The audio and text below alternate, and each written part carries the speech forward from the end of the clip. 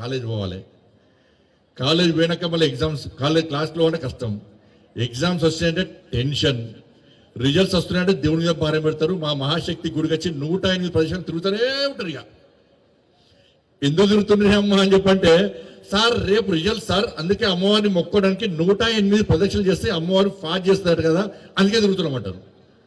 ఇప్పుడు తిరిగితే వట్టే తిరుగుతున్నారంటే ఈ చెవులో ఇయర్ ఫోన్స్ పెడతారు, మొబైల్ పెడతారు, సినిమా పాటలు కూడా తిరుగుతారు. ప్రతిమ కళ అటువంటి కాదు, అవునా కదా? చాలా భక్తి భావంతో ఉన్నటువంటి స్టూడెంట్స్ అందరు కూడా. కాబట్టి ఎక్కువ స్ట్రెస్ మీ అందరు కూడా.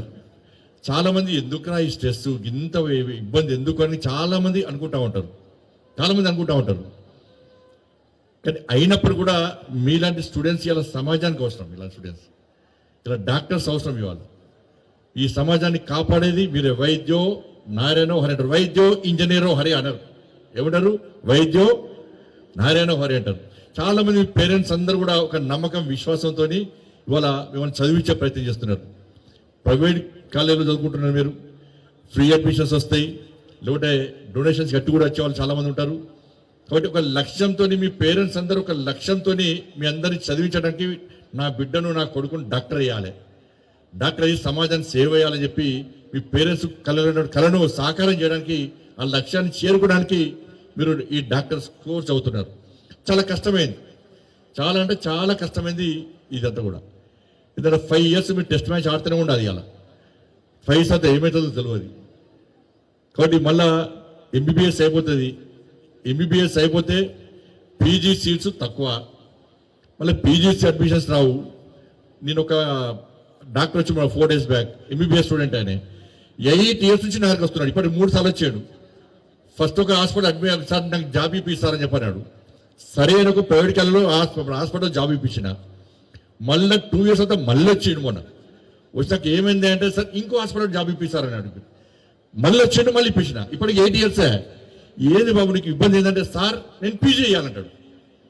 నువ్వు 8 years నుంచి చేస్తున్నావు కదా, లేదు సార్ నేను పీజీ కొట్టాల్సిందే, మళ్ళా ఆ లక్ష్యం చేరుకోవాల్సిందే. 8 సంవత్సరాల నుంచి పాపం బయట ప్రైవేట్ కాలేజ్ చదువుకుందామంటే ఫీజులు ఎక్కువ, ప్రైవేట్ కాలేజ్లో చదువుకోలేని పరిస్థితి, అడ్మిషన్స్ తక్కువ.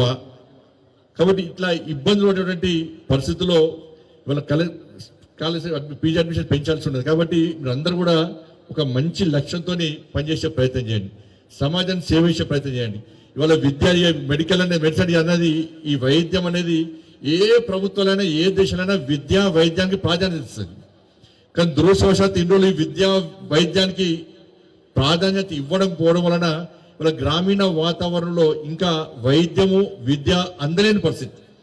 ఇవాళ మా భారతీయ జనతా పార్టీ యొక్క సిద్ధాంతం ఏంటంటే, మా దీన్ దయాళ్ ఉపాధ్యాయుల సిద్ధాంతం ఏంటంటే, చిట్ట చివరి వ్యక్తి కూడా సంక్షేమ ఫలాలు అందాలన్న సిద్ధాంతమే భారతీయ జనతా పార్టీ సిద్ధాంతం, అంత్యోదయ సిద్ధాంతం.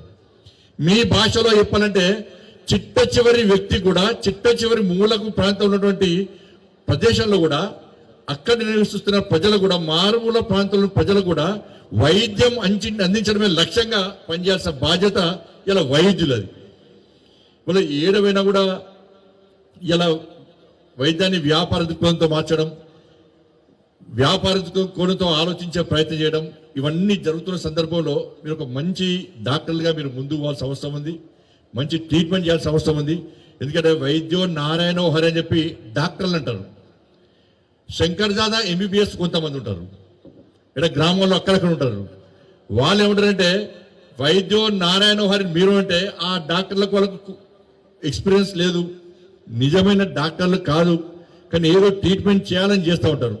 వాళ్ళ దగ్గరకు పోతే ఏమంటారు, అబ్బాయి శంకర్ దాదా ఎంబీబీఎస్ తర్వాత మనిషి ఒకటే, డాక్టర్ గారి మాత్ర వైకుంఠ యాత్ర, డాక్టర్ గారి మాత్ర వైకుంఠ యాత్ర అని అక్కడ డాక్టర్లు అంటూ ఉంటారు.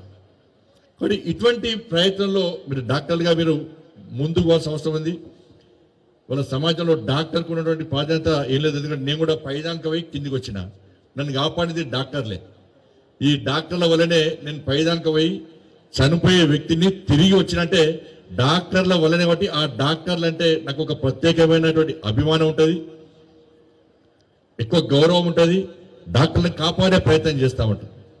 కాబట్టి మీరందరూ కూడా ఎంబీబీఎస్ అయిపోయిన వెంటనే అనేక ఈ ఫార్మా కంపెనీస్ కానీ, ఈ డయాగ్నోస్టిక్ సెంటర్స్ కానీ మేము వెంట పడతాం. మేము ఎంపీలం కూడా ఫస్ట్ మేము ఎంపీ అయిన తర్వాత నేను ఢిల్లీకి పోయినా. అంతకుముందు ఢిల్లీ తెలియదు నాకు. నేను ఢిల్లీ ఎంపీ గెలిచిన తర్వాత ప్రమాణ స్వీకారానికి పోవాలని చెప్పి ఒక 2 days ముందే ఫోన్ వస్తుంది ఒకటి. వాడు ఎవడో నాకు తెలియదు. ఫోన్ చేస్తే సార్ బండి సంజయ్ గారు సార్ అంటారు. అంట సార్ ఫలానా తాలూకు ఫలానా వ్యక్తి చెప్పింది సార్ అని చెప్పి ఇంకో పాత ఎప్పటిదో ఎంపీ వాడు నాకు తెలియదు, నేను వాడికి తెలియదు. వాళ్ళ పేరు చెప్తాడు. సార్ ఢిల్లీకి వస్తారు కదా సార్, మీరు ఫలానా ఇండిగో ఫ్లైట్లు వస్తారు కదా సార్, నేను ఇక్కడ ఎయిర్పోర్ట్లో మనం రిసీవ్ చేసుకోవడానికి అడిగి ఉన్నా సార్ అంటాడు. నాకు అర్థం కాదు. సరే వాడిని పంపిరు కావచ్చు అనుకుంటాం. ఎయిర్పోర్ట్లో దిగుతాం.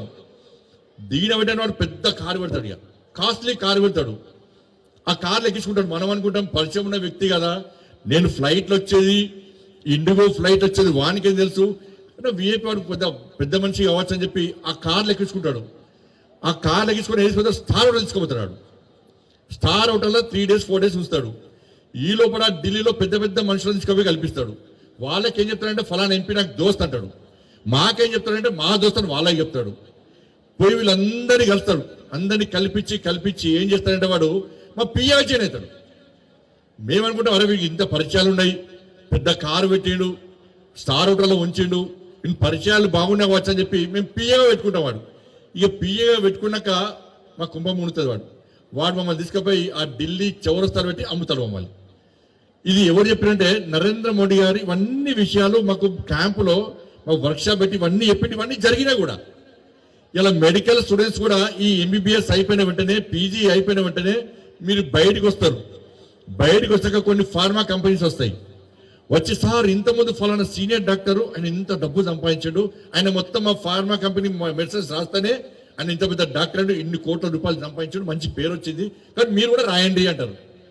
మరి డాక్టర్స్ ఇక అవసరం ఉన్నా లేకున్నా రాస్తూనే ఉంటాం. ఇక డయాగ్నోస్టిక్ సెంటర్ వస్తారు, సార్ ఫలానా ఇది మా కమిషను, ఫారిన్ ట్రిప్స్, పైసలు, ఇక ఏదంటది తెలుసాలి. మనం అవసరం ఉన్నా లేకున్నా డయాగ్నోస్టిక్ సెంటర్ పోయి మనం టెస్టులు రాస్తూనే ఉంటాం. దీనివల్ల మీ కెరీర్ దెబ్బ, మీ నమ్మకం విశ్వాసం పోతుంది. అందరు ఉంటారు అట్లా, కొంతమంది ఉంటారు. మీ నమ్మకం మీ మీద విశ్వాసం పోతుంది. ఫార్మా కంపెనీల ఫారిన్ ట్రిప్లకు వాళ్ళు ఇచ్చే డబ్బులకు ఆశపడితే మీరు చదువుకున్న చదువుకు సార్థకత ఉండదు. దాన్ని గుర్తుంచుకోవాల్సిన అవసరం ఉంది.